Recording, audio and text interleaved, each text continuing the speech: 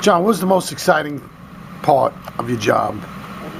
Exciting job, Jack. Exciting job is What was the most exciting part of working? because it was a very rare occasion. I had to make my own decision to get the solution. Nobody told me what to do. I had to make my own decision. My own decision went very well. Was there anybody helping you? Nobody. That's very exciting, very strange part. How come they let me do it? So you telling me this car without you would not have been the same? It was all you. You get involved with the center console on the 68 Shelby? Console? The console and the interior? Yeah, the whole bit. And you got involved with, and you said that you designed the Cobra snake. Yeah. How much? My boss told me to develop it. Yeah. Who was your boss? That was Fred Goodell. Fred Goodell said develop a snake for the car. Well, Ryan did some snake with S curve. I didn't like it. Just the S?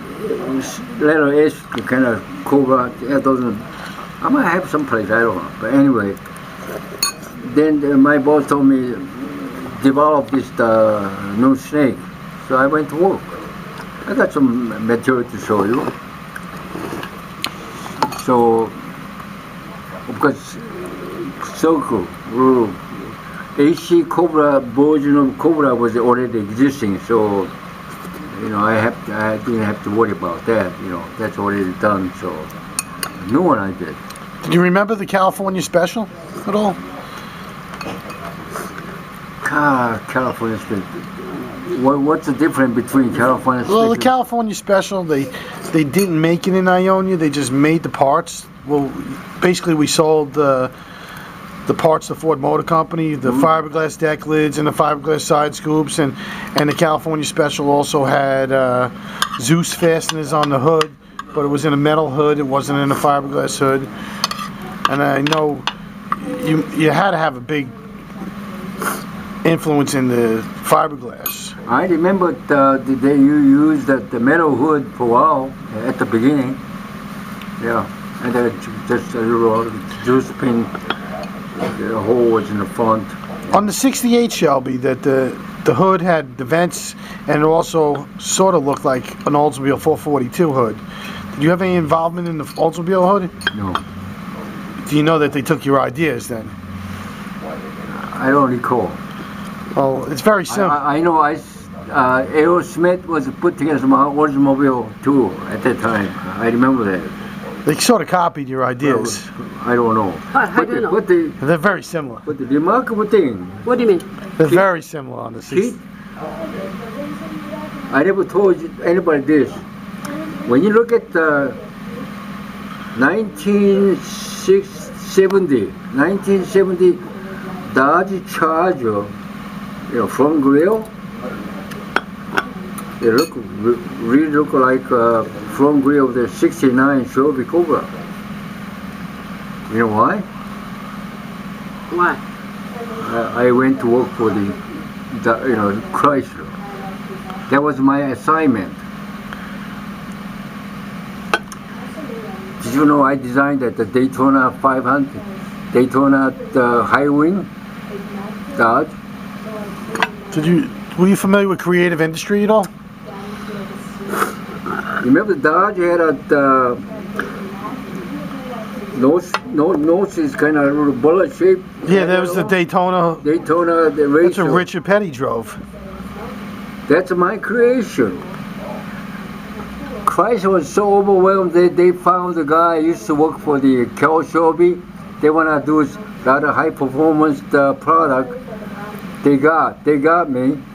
That's why I guess I went to Chrysler. And where were you working, in Detroit at the time? Detroit, Highland Park. In Highland Park. Yeah. Were you familiar with creative industries at all? Do you remember? Yeah, I heard about that company. Yeah.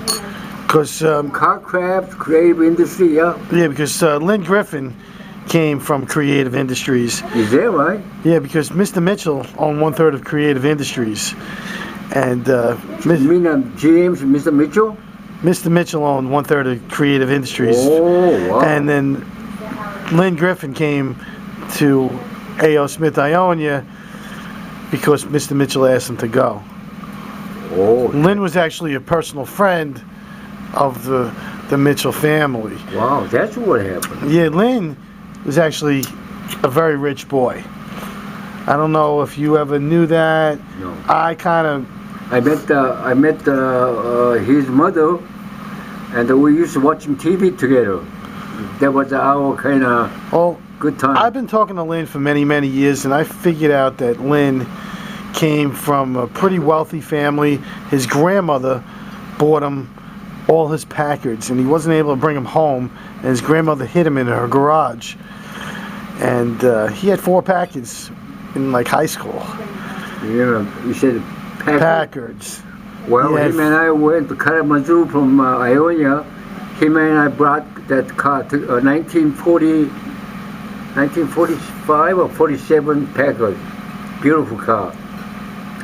Him and I brought back to from Kalamazoo to Ionia.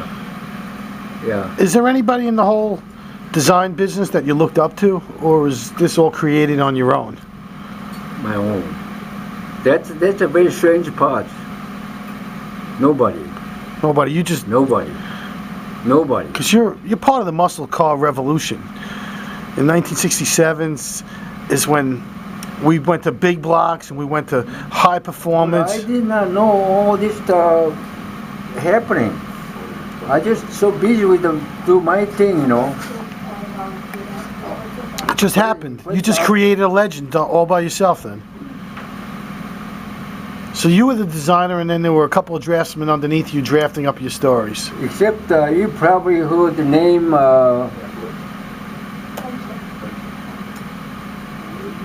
Philip Seymour. You probably heard that name. I let him draw part of that robots and stuff. You might... Seamus? Seymour. Seymour, because I just showed you a drawing with Seymour. Seymour, you know, how he got that job, okay, about Seymour's story. He's a very lonesome guy. Went to, you know, he's my classmate. This guy from Iowa, his father was a professor of the either history or something in the University of Iowa. He's an educator. So him and I had the same class, art center, design. He's one of the few guys did not get a job offer. Can you imagine that? No job. So he followed me like a little puppy dog.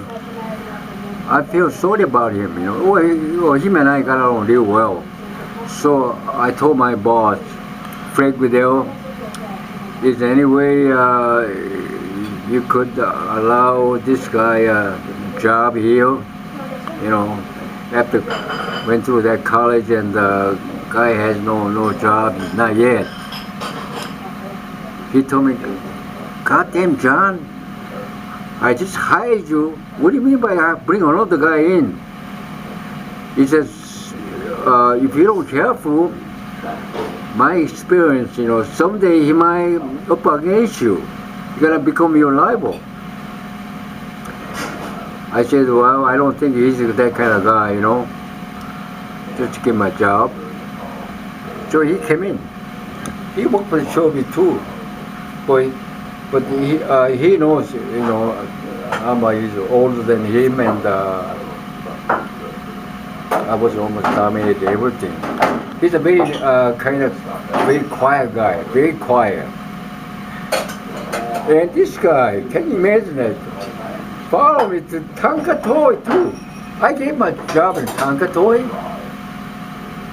I remember talking to my buddy Jim Letts, and he was telling me, I think he was making $2.05 an hour in 1968.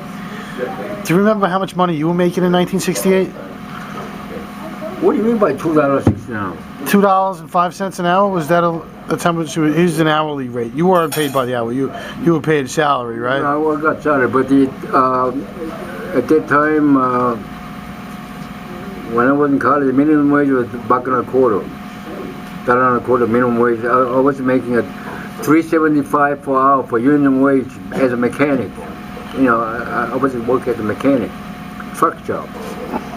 So that's the way able to go to college, you know. Because you were a mechanic. Mechanic, yeah.